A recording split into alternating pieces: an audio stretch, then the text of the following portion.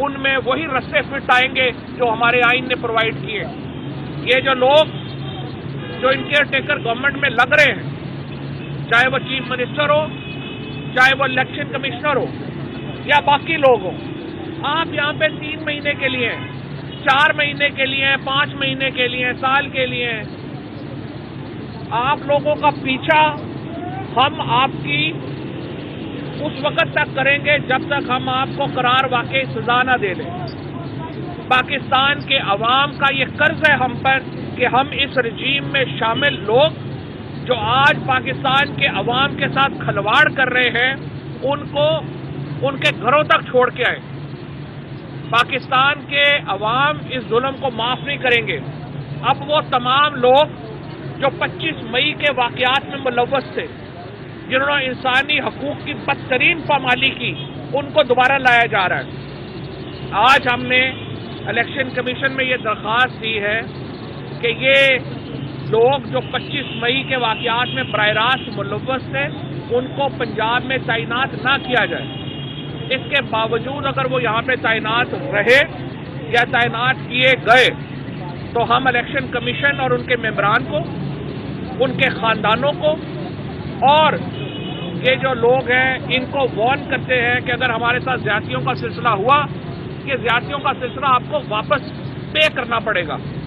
یہ بات واضح طور پہ اپنے پاس لکھ لیں. ہم نے بڑا صبر کیا ہے، ہم نے بڑی احتیاط کی ہے، لیکن یہ معاملہ چلنے کا نہیں ہے.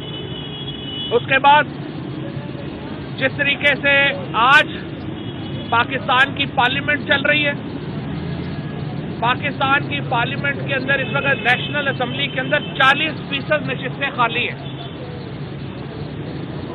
یہ نشستیں اگر آپ دوبارہ ابھی فل کرنا چاہتے ہیں آپ کو 17 سے 20 ارب روپیہ چاہیے. آپ کی پنجاب کی اسمبلی ڈیزالوڈ ہے، آپ کی خیبر پختونخوا کی اسمبلی ڈیزالوڈ ہے.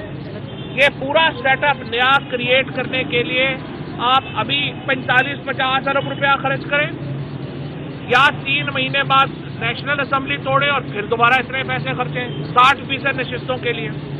پاکستان میں اس وقت 65% نشستیں خالی ہیں ہمارے ایوانوں میں. 35% نشستیں بنانے کے لیے دوبارہ انتخابات ہونا ناممکن. اس لیے میں جوڈیشری سے کہتا ہوں اپنا کردار ادا کریں. یہ بحران آپ کی وجہ سے آیا ہے. اگر آج سپریم کورٹ نے اسپیکر کی رولنگ کو الیکشنوں تک جو ہے وہ ختم نہ کیا ہوتا، پاکستان میں الیکشن ہو چکے ہوتے، آج پاکستان میں ہر چیز جو تھی وہ اپنی پلیس پہ آ چکی ہوتی، اپنی جگہ پہ آ چکی ہوتی. بدقسمتی سے سپریم کورٹ کی رولنگ کی وجہ سے ایک اتنا بڑا سیاسی بحران پاکستان میں پیش آیا ہے جس سے 22 کروڑ لوگ جو ہے ان کی کمر ٹوٹ گئی.